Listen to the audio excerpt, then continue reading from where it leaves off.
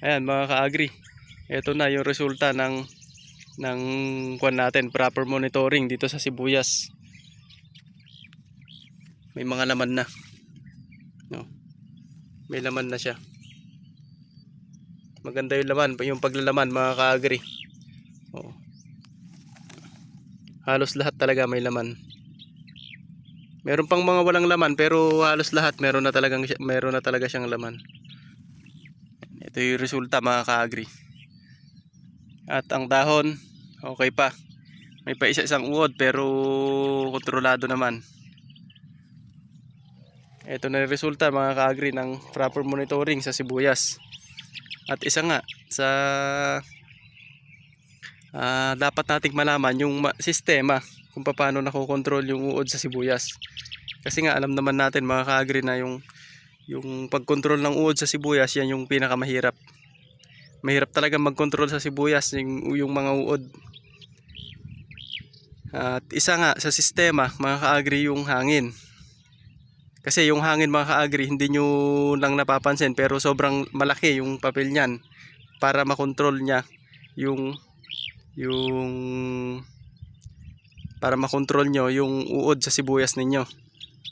Paanong yung hangin mga ka-agri, ano ang papel niyan? Bakit kailangan nating malaman yung direksyon ng hangin? Ito ipapaliwanag ko mga ka-agri.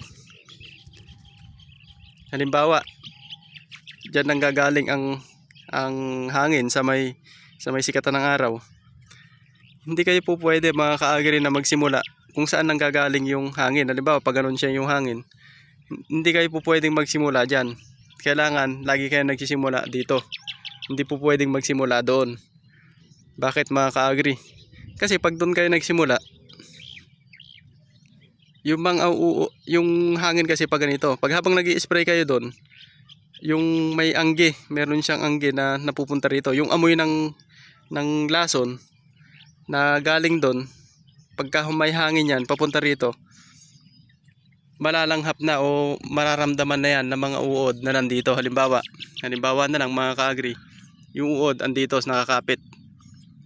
Pag dito kayo nag-spray, yung angge niyan o yung amoy niyan mapupunta na agad dito. Kasi nga pag ganito yung hangin. Ngayon, yung uod na nakakapit dyan, kasi pag nag-spray tayo ngayon mga ka-agri, pagka malamig na, yung mga uod kasi karamihan o karaniwan sa uod andito nakakapit, nakalabas sila. Ngayon pag nag-spray tayo diyan sa taas diyan sa pinanggagalingan ng hangin, maamoy ngayon nila may amoy yung insecticide na ina-apply ninyo. So mararamdaman na yon ng mga uod.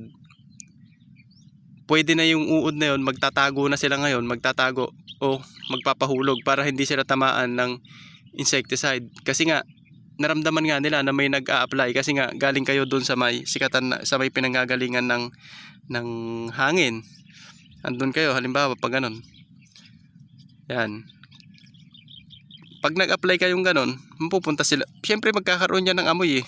Pagkagaling doon yung hangin, magkakaroon yan ng amoy papunta rito papaba. At yung mga uod na hindi pa dapat tamaan na isprehan, lahat ng makakaamoy magpapahulog na yan, magtatago. Kasi nga naamoy na nila. Kaya ang dapat mga ka-agri, para makontrol ninyo yung uod sa sibuyas, sa mga hindi pa nakaka-experience, subukan nyo mga ka-agri. Dito kayo magsisimula ngayon. Dito kayo magsisimulang lumakad pag ganyan, papunta ron. Halimbawa ang hangin papunta ganon, dito kayo magsimula puro pa ganyan, tapos pabalik-balik lang kayong ganyan. Kaya bago kayo magtanim mga ka-agri, dapat yung daanan nyo, kung halimbawa dito nang gagaling ang lagi ang hangin pagka nagtatanim kayo, dapat ang magiging daanan nyo pa ganon, hindi papunta ganon, dapat pa ganyan, kung pa ganon yung hangin. Yan. Para na sa ganon, habang nag-i-spray kayo, papunta pabalik kayo rito, hindi nakakaamoy ng insecticide yung mga nandyan. Hindi sila magtatago, hindi sila magpapahulog. Yan. Kaya ibig sabihin, mas makokontrol mo siya kasi nga kung hindi siya nakatago, pag tinamaan mo siya, mamamatay talaga yung insecticide. No, ay insecticide, mamamatay talaga yung insekto. Yan, ganun mga ka-agri yung isang paraan sa pagkontrol. Malaki yung papel ng hangin. Kaya nga kako, pag nagdayos kayo, kapag ka naggawa kayo ng daanan, kasi pinaplano yan mga ka-agri, hindi naman porke magtatanim kayo, magtatanim lang kayo. Paplanuhin nyo na yan kung paano yung magiging dayos. Unang-una, syempre, alam ko naman, unang tinitingnan dyan yung latag ng lupa, kung paano yung pababa niya, kung paano madaling patubigan, di ba mga ka-agri? Ganon. At syempre, ikukonsidera yun yung hangin. Halimbawa, dito po nanggagaling nga yung hangin, dapat pa ganon yung dayos nyo, yung lakad ng daanan nyo. Hindi po pwedeng andun yung hangin, tas pa ganon. Siyempre, maanggi-anggihan yan, hindi nyo makokontrol yung uod sa sibuyas. Pwede yan mga ka-agri pagka gulay, halimbawa sili, talong, ganyan. Pwede yun, okay lang yun, kahit ano. Basta importante sa mga gulay kasi, madali siyang patubigan, yun naman ang importante. Nakadepende ka dun sa latag ng ano tawag dito, latag ng lupa mo. Ganun ang paggugulay naman, nakadepende sa paglatag ng lupa. Kaya naman okay lang kahit pa ganun, kahit papunta rin yung kanyo, yung ano tawag dito, yung dayos nyo, yung lakaran, yung daanan.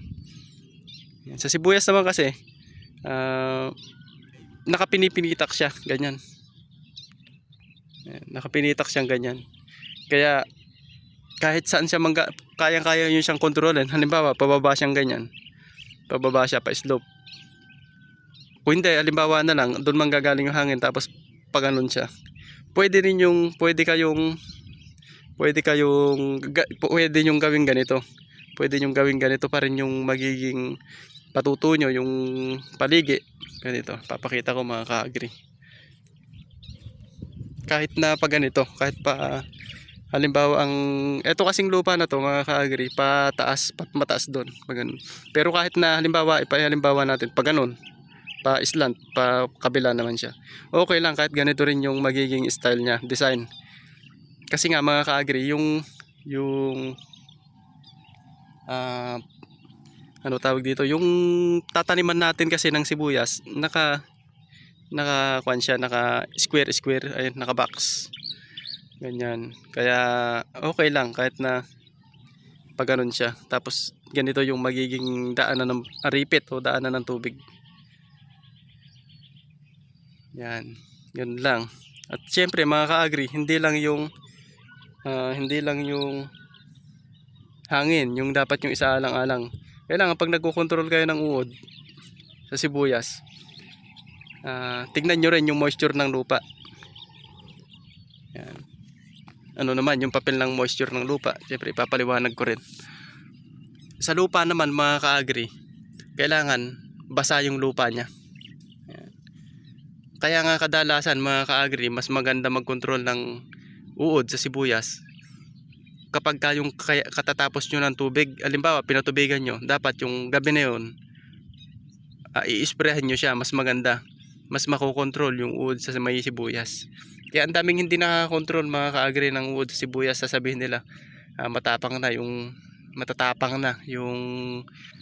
uod, yung mga ayun nga, yung mga uod sa sibuyas, sabihin nila matatapang na. Pero hindi, ang kwan doon mga ka-agri, kailangan nyo lang na yung isipin yung mga ganong bagay, yung mga sa hangin, sa may moisture ng lupa. Kailangan basa yung lupa niya.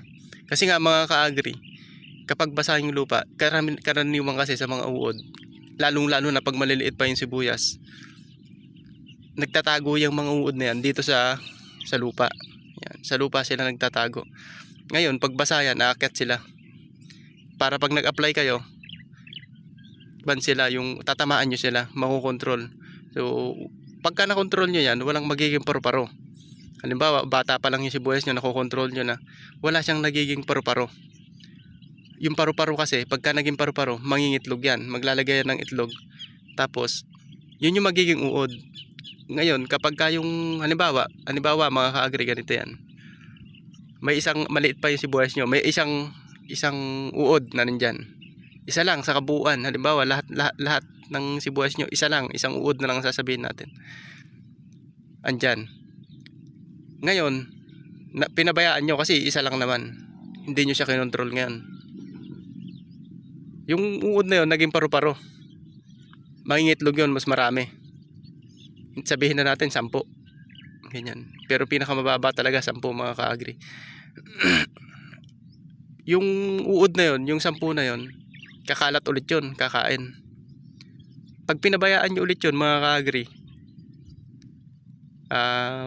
magiging paru-paro na naman yun, yung 10 na yun. Magmumultiply siya, magiging 100 na. Dadami ng dadami. Kaya naman hindi natin nakokontrol mga ka-agri.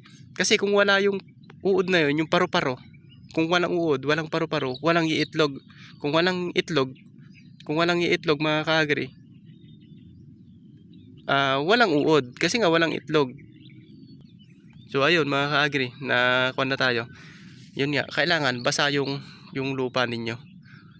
Kapag ka nag-i-spray kayo ng pamatay, uod, yung insecticide, kahit ano pa yan, kailangan basa talaga yung lupa. Para na sa ganun, isa pa nga ang dahilan mga ka-agri, pag nag-spray kayo, yung insecticide na ina-apply ninyo, mas kumakalat pa siya dito sa ilalim. Kasi nga basa yung lupa ninyo. Pag napatakan dyan ng insecticide, yung lupa nabasa, mas kumakalat siya dyan. Lahat ng uod na gagapang sa lupa, makuan pa siya, yung tatamaan pa rin yung mga uod na gumagapang dyan. O kahit ano pa man, hindi man uod, paru-paro o kahit ano, tatamaan pa rin yun nandyan sa may lupa. Kasi nga basa. Ayan. So ayun lang mga ka-agri. Maraming salamat ulit mga ka-agri sa mga nanood. At ayan, sana may natututunan kayo mga ka-agri sa may vlog natin. Pasensya na mga ka-agri, madalang na lang tayong mag-vlog o mag-upload dito sa YouTube dahil nga busy talaga, sobrang busy. Ang dami kong ginagawa. So yun lang mga ka-agri, maraming salamat.